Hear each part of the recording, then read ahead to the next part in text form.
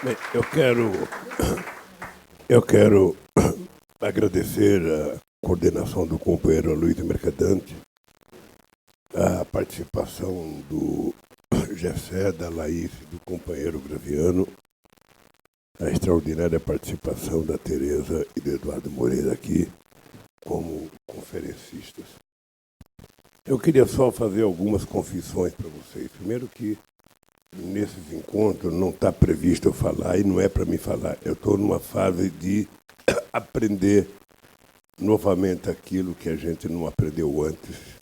E eu não tenho muito tempo pela frente para aprender, então tudo para mim é tudo muito rápido. Porque o meu longo prazo, Eduardo, não é mais o teu. O meu longo prazo é muito pequeno. E eu tenho uma ansiedade de fazer coisas que acho que nós deveríamos ter feito, possivelmente não sabíamos que tínhamos que fazer, ou não sabíamos como fazer, mas o que nós provamos é que, no nosso governo, nós conseguimos mostrar que um outro Brasil era possível.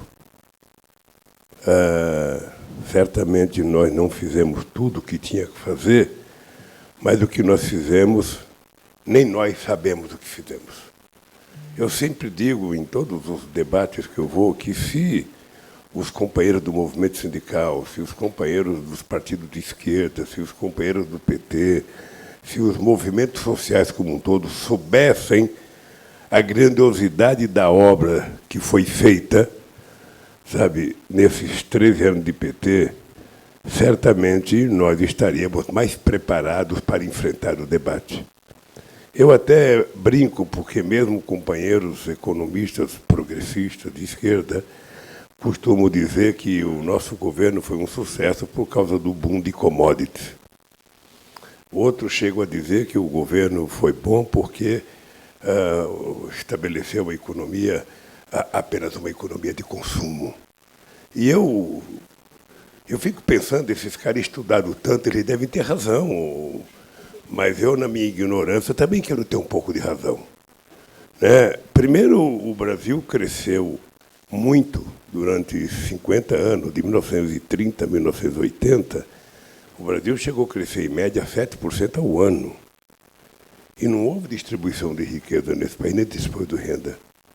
No frigir de cada período de governança, o que sobrava era mais pobres, sabe? No extrato social da nossa economia e mais gente rica na acumulação de riqueza. Mesmo quando o Brasil cresceu a 10% ao ano, sabe, no milagre brasileiro. Então, eu acho que o milagre que nós fizemos não foi a commodity, foi a política correta de fazer distribuição de um pouco daquilo que se arrecadava. Eu dizia sempre, era colocar o pobre no orçamento. Vocês estão lembrados que, no primeiro mês de governo, eu coloquei todos os ministros no avião presidencial e fomos visitar os lugares mais pobres do Brasil. Era importante que muita gente do meu governo soubesse o que é a pobreza, visse a pobreza. Eu sei o choque que as pessoas tiveram naquela palafita em Brasília Teimosa, onde em 3 metros quadrados a pessoa defecava, a pessoa urinava, a pessoa fazia sexo, a pessoa cozinhava, a pessoa tomava banho, sabe? E dali a pessoa ainda pegava o guaiamum para comer, sabe? Eu sei o quanto chocou muita gente. Nós fomos na Vila Conceição, no Piauí, para ver o que era a pobreza, ver a quantidade de meninas de 17 anos grávidas, procurando um velho para casar, porque era a sustentação que ela tinha de casar com um aposentado.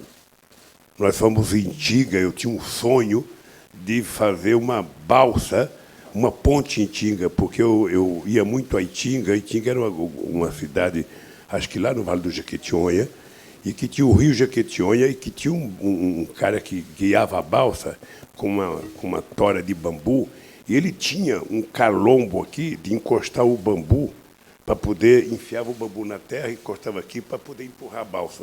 E nasceu um caroço nele, quase que um buraco. Aí eu falava para ele, quando eu ganhar a presidência, eu vou vir fazer uma ponte aqui. E eu ganhei e fui lá. Fui lá e pegamos a Uzi Minas, pegamos a Vale do Rio Doce, pegamos o seguinte, vocês vão fazer essa ponte de graça aqui no Rio Jequitinhonha. fizeram e eu fui inaugurar a ponte.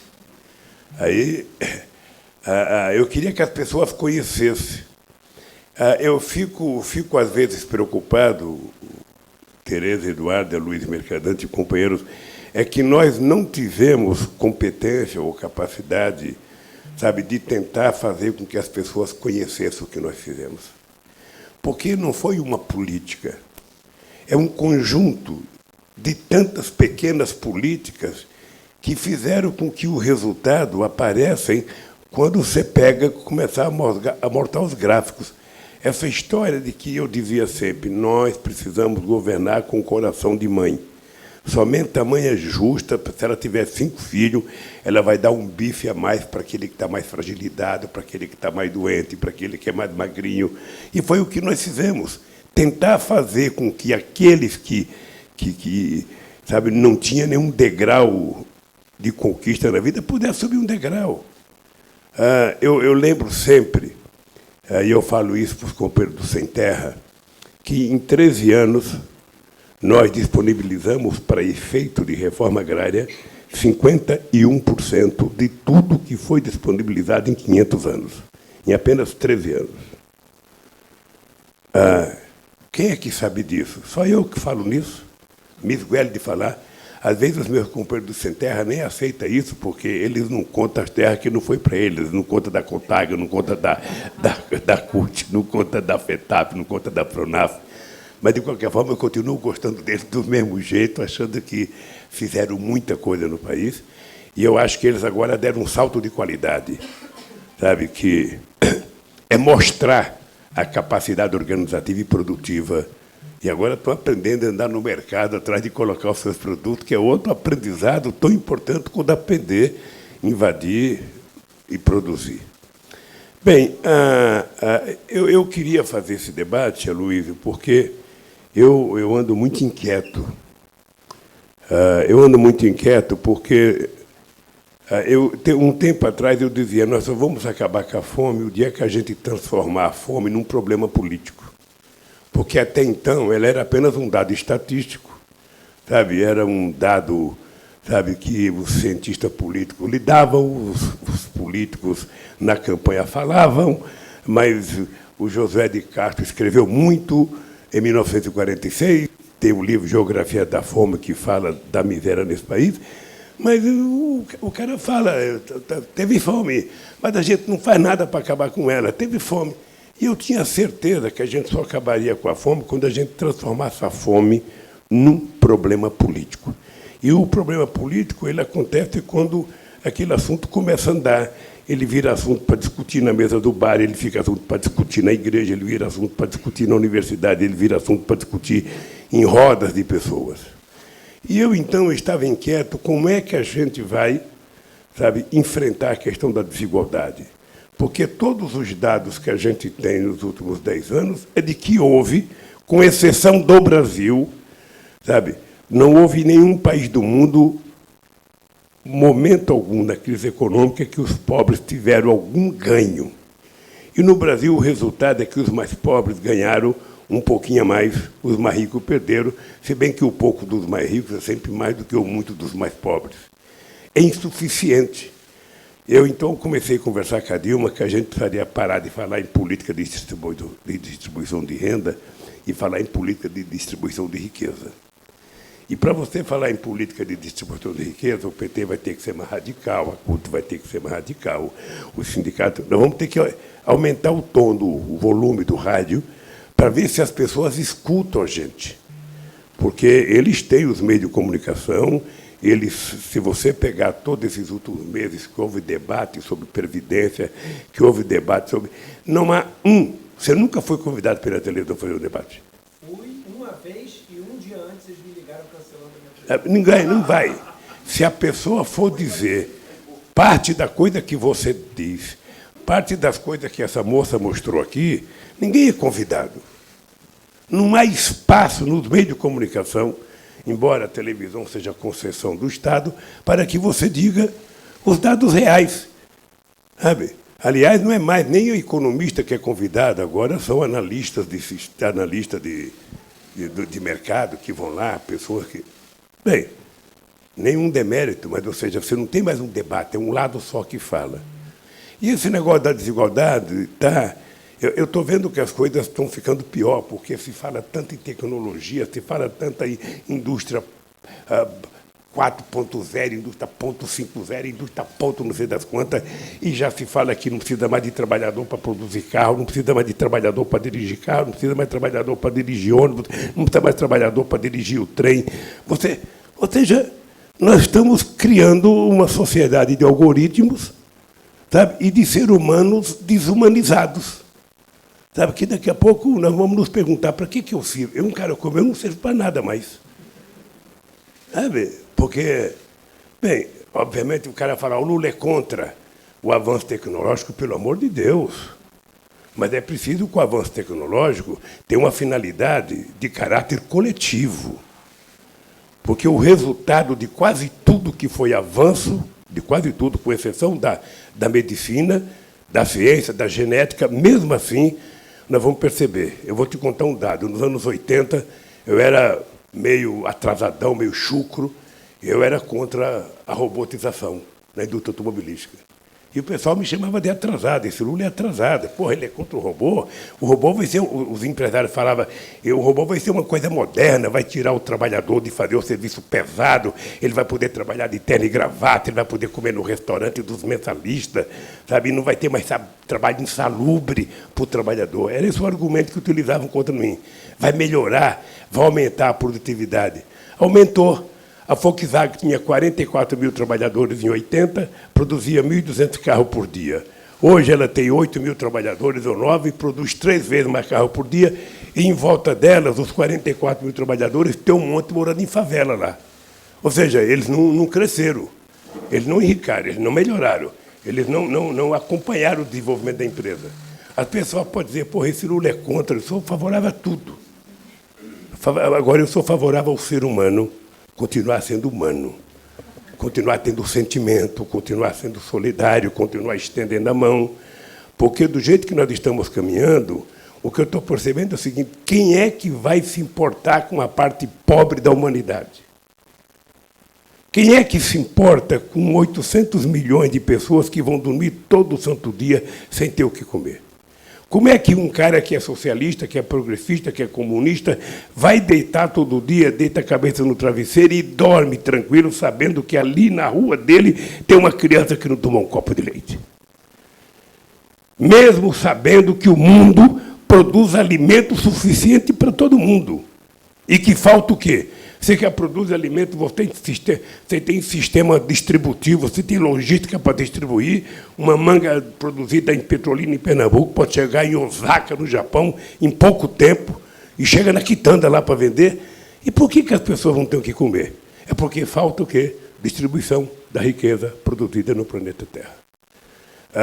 Eu lembro que uma vez eu fui na Alemanha fazer um debate, já faz anos, acho que até já está superado, e um cientista falou assim para mim, se a gente quiser garantir ao planeta Terra, todos os habitantes, o padrão de vida de um cidadão alemão, o planeta Terra, utilizando a mesma matéria-prima que nós utilizamos hoje, o planeta Terra vai ter que crescer 3 vezes.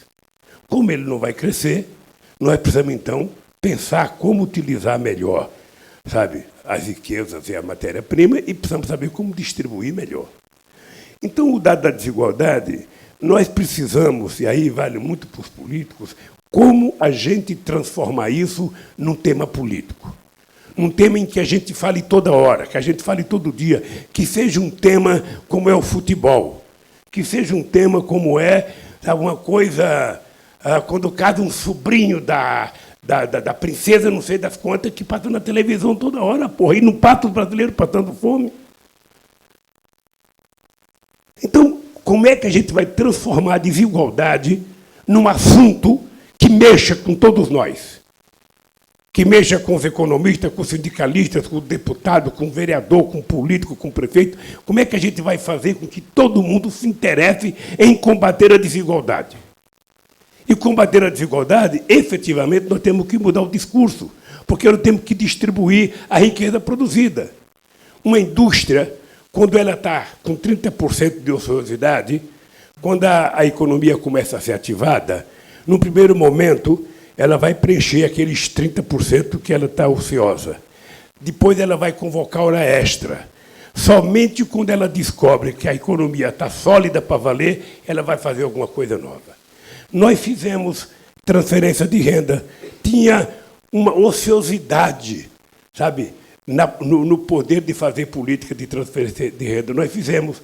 Mas quando a gente pensa em sair da transferência de renda e ir para a riqueza, acabou. É guerra. E a guerra contra nós é, pela primeira vez nesse país, eu vi o debate da luta de classe vindo de cima para baixo. Não era o pobre que estava radicalizado, era o rico que estava radicalizado contra o pobre.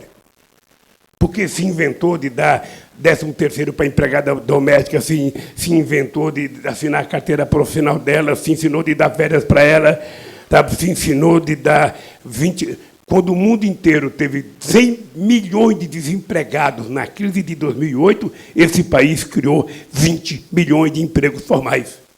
Ou seja, na verdade, nós remamos contra a maré. E eu acho que nós ficamos demais. Como você é demais. Não sei se você sabe, eu já fui unanimidade nacional quando eu era dirigente sindical.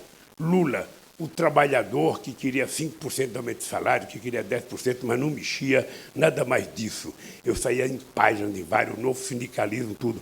Quando eu inventei de criar o PT, pronto, o Lula só teve arrumando inimigos. E quando fomos para o governo e provamos que era possível fazer diferente deles, aí é que piorou a coisa. Aí o pessoal fala, nossa, o Lula saiu da cadeia brava, ele poderia ser mais calmo. A gente pensou que iria promover a paz. Porra!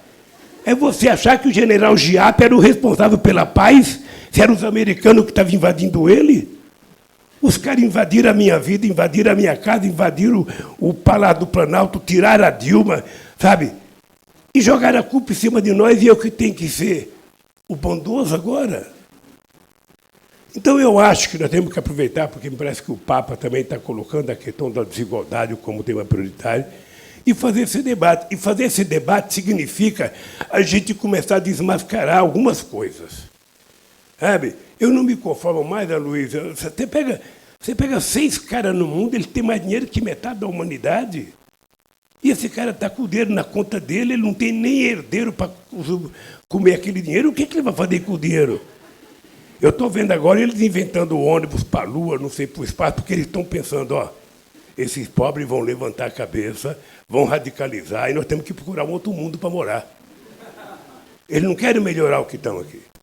Então, eu quero agradecer a vocês, porque eu acho, Luiz, que nós temos que continuar a fazer esse debate, e eu acho que os companheiros que vieram aqui nos deram conteúdo. É como a gente, quando vai no médico, a gente saiu, sabe, com a receita. O médico deu o diagnóstico, deu a receita, compra tal remédio. Muita gente no Brasil morre com a receita em cima do criado porque não pode comprar o remédio. Muita gente morre porque os médicos também erram no diagnóstico, sabe? Então, o que nós temos que fazer? Sabe, o que nós temos que, com base nesse diagnóstico, nós temos que tentar fazer a fórmula, como chama esse remédio que faz da farmácia? Nós temos que fazer uma manipulação econômica aqui, para a gente tentar construir um jeito. Companheiro Wagner, vice-presidente da CUT, companheiro Vagnão, presidente do Sindicato de São Bernardo do Campo, companheira Ivone, presidente do Sindicato dos Bancários, sabe, companheira Giovana, ex-presidente do Sindicato dos Bancários, o Paulão, presidente da Confederação dos Metalúrgicos. Nós precisamos, Emílio, enquanto sociedade, ser um pouco mais duro contra a desigualdade. Sabe, não é possível a gente passar numa rua, ver um cara fudido, dormindo lá com colchão. Agora mesmo eu passei ali na Via Cheta, tinha um arrumando a caminha dele lá, e a gente achar que é normal, a gente passa, vai embora, é normal, está ali, fica ali. Passa no centro de São Paulo, o cara está dormindo. Sabe, nós precisamos começar a ter o direito de ficarmos indignados. E de gritar, e de falar mais alto, gente. Sabe? Porque o dado concreto é que nós perdemos na política. Nós somos tão bonzinhos que chega no resultado eleitoral, eles têm mais deputados que nós. Sabe, vê quanta representação tem empresário lá e veja contra nós. O Arlindo é testemunha. Eu mandei uma reforma tributária, ele era presidente da Câmara, uma reforma tributária que tinha sido aprovada por 27 federações de empresários, pela CNI, por todas as lideranças do Congresso Nacional, por todas as centrais sindicais. Eu falei, porra, vai ser unanimidade quando ela dá entrada no Congresso Nacional. Aí, dentro da entrada na Câmara, o relator foi o... Hein? O Sandro Mabel. Aí o que aconteceu? Todo mundo que era favorável começou a ser contra e começou a falar contra. Porque é humanamente impossível a gente imaginar que vai fazer reforma tributária para taxar os mais ricos para um congresso de ricos. Sabe? É a mesma coisa que colocar aquilo que a gente aprende quando era pequeno, colocar uma galinha para tomar conta da raposa, quando chegar de manhã, a galinha vai estar lá com os ovinhos prontos, sabe? Cantarolando. Não vai estar, a raposa comeu. E essa gente não tem preocupação. Por isso que eu acho que esse negócio da desigualdade, eu quero agradecer porque eu aprendi, Tereza, das informações que você passa do que nós fizemos. É preciso que cada companheiro nosso tenha decore e salteado na cabeça, mas tudo. Senão a gente não faz política. Nós vivemos na base das mentiras. Só pega os analistas que falam da economia do Brasil, dos meios de comunicação no Brasil. Nós provamos, Eduardo, nós provamos que o aposentado se aposentava em 5 minutos e meia hora. Aposentado não tinha que levar documento na Previdência, era a Previdência que fazia uma carta. Senhor Eduardo Moreira, você completou seu tempo de contribuição. Seu salário é tanto. Você pode comparecer na agência para receber. Era assim no nosso governo. A mulher gestante ela era capaz de receber o salário dela enquanto a criança nascia. Nós fizemos isso, não está longe não, nós fizemos isso depois de 2008, 2009, 2010, 2011, 2012, e fomos fazendo. Você sabe que o Fernando Henrique Cardoso, com medo de uma greve dos peritos da Previdência Social, acabou com os peritos da Previdência e contratou particular. O cidadão ia para a Previdência, porque ele fica os primeiros 15 dias por conta do empresário e depois por conta da Previdência. O cara ia, ficava os primeiros 15 dias, não tinha consulta, ele ficava 9 meses, 10 meses, 11 meses recebendo o dinheiro da Previdência porque não tinha perito.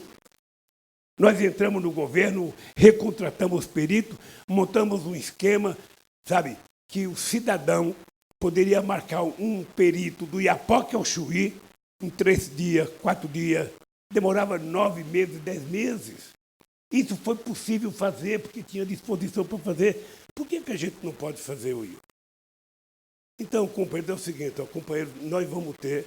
Eu tinha vontade, a minha vontade de ter sido presidente em 2018 era porque eu achava que eu tinha que ser mais radical. Eu trato todo mundo bem, quem está na minha mesa, todo mundo vai comer, vai ter sobremesa, mas ou a gente resolve o problema dos mais pobres ou a gente não vai resolver o problema do Brasil. Porque toda vez que a gente tenta resolver, tem um golpe nesse país. É só pegar a história desse país. E na América Latina. Então, eu quero de coração, Aloysio, agradecer. Acho que a Fundação deve continuar fazendo isso. Sabe? Agora, eu, na verdade, prefiro que seja ao vivo, aqui, as pessoas aqui debatendo. E nos próximos, quem sabe, a gente abra um tempo de debate, porque aqui tem gente muito especialista, gente que já faz coisa. A Valquíria escreveu livros importantes sobre a política de fome zero há já muito tempo. Uma vez o Aloysio Mercadante, eu vinha no avião, eu vou terminar falando isso, eu vinha no avião com o Aloysio Mercadante de Brasília para São Paulo, e o Aloysio Mercadante estava num dia falante, viu, Gleice? Ele tem dia. E esse Aloysio Mercadante começou a falar de um país e de um governo, de um país, eu comecei a ficar encantado, eu fiquei pensando, porra, que país é esse? Que governo é esse que fez tudo? Eu falei, cacete, eu preciso perguntar para o Aloysio, aonde é esse país? Era do Brasil e do nosso governo. Eu não sabia metade dos números que ele sabia. Um dia desse, eu fiz uma reunião com 3 companheiros, não vou dizer nome aqui, 3 companheiros foram conversar comigo e eu comecei a mostrar o que a gente tinha feito. Aloysio, eles não sabiam 20% do que o PT tinha feito. 20%. Então, assim, é difícil a gente se defender dos ataques. Se essa moça fizer uma exposição detalhada do que foi feito no governo, os petistas mais ortodoxos vão ficar embasbacados, não vão acreditar que nós fizemos tanta coisa. Então, para terminar, a questão do consumo é o seguinte: se alguém conseguir me mostrar um país que cresceu sem ter consumo, me ajude, por favor. Porque o capitalismo ele só vai sobreviver e a indústria só vai crescer se tiver consumo. Eu não conheço nenhum empresário que faz uma fábrica para produzir, para fazer estoque. Né? Você tem duas formas de você crescer. Ou você vende para o mercado interno, ou você vende para fora. Para fora é mais difícil, porque você tem competitividade tecnológica, você tem competitividade de custo de mão de obra, você tem que ter expertise para vender, você tem que ter influência política, é mais difícil. Né? Aqui dentro não, aqui dentro é a gente que decide. Dê dinheiro para o pobre colocar no bolso. Dê crédito, que você vai ver que o cara gosta de coisa, ele vai comprar roupa boa, vai comprar sapato bom, vai comprar caderno bom. Todo mundo acha que pobre gosta de ir com material da escola de papel reciclável. Não, ele gosta de papel de brochura, aquelas capas bonitas que ele não tem dinheiro para comprar, porra. Então, eu dizia no começo do PT, as pessoas pensam que pobre gosta de comer em coxo. Que a gente gosta de ir em feira na hora da xepa, a meio-dia, para pegar tudo apertado, ovo apertado, pepino apertado, tomate apertado. Sabe? Os tomates não tem nem semente mais, de tanto que foi apertado. Não, o povo pobre gosta de comer coisa boa, da hora, fresquinho. E nós podemos dar, se a gente enfrentar essa questão da desigualdade. Eu quero te dar os parabéns pelo livro, Rodado. Quem não leu ainda, lê um livrinho que ele publicou chamado Desigualdade. É curto, não é grosso, é curto, fininho e é muito inteligente. Eu acho que essas exposições que a Tereza faz do PT precisa, sabe? Então vai ter que ser... Não, olha, nós produzimos daquilo, nós produzimos para pouca gente, né? É preciso massificar, porque é nós contra o mundo nesse negócio de provar o que a gente fez. Então, a Luísa, obrigado à Fundação, a pessoa Abramo, obrigado a Tereza, obrigado a Gleice, obrigado a Luísa, obrigado ao Eduardo, obrigado a Haddad e obrigado companheiros que vieram aqui, companheiro Celso Amorim, muito obrigado mais uma vez pela tua presença. Para quem mais que eu vou agradecer? A todos vocês. Sabe? Não, agradecer as pessoas que estão assistindo, sabe, pela internet. De coração, obrigado. Eu espero que vocês comecem a se interessar. Sabe? Tem muita gente precisando que a gente estenda a mão. Quando você vê alguém precisando de alguma coisa, pergunte pelo menos o que a pessoa tem. Às vezes tem gente na rua que você pode salvar se você parar e perguntar. A fome é uma desgraça, porque a fome, quem está conversando com a gente não sente que a gente está com fome, porque o ronco é só lá dentro. A lombriga maior está triturando a menor. E quem está conversando não sente o barulho, somente o cara que está com fome que sabe que está com fome. Então, companheiros, obrigado de coração e vamos continuar lutando, porque o Brasil precisa de gente como vocês.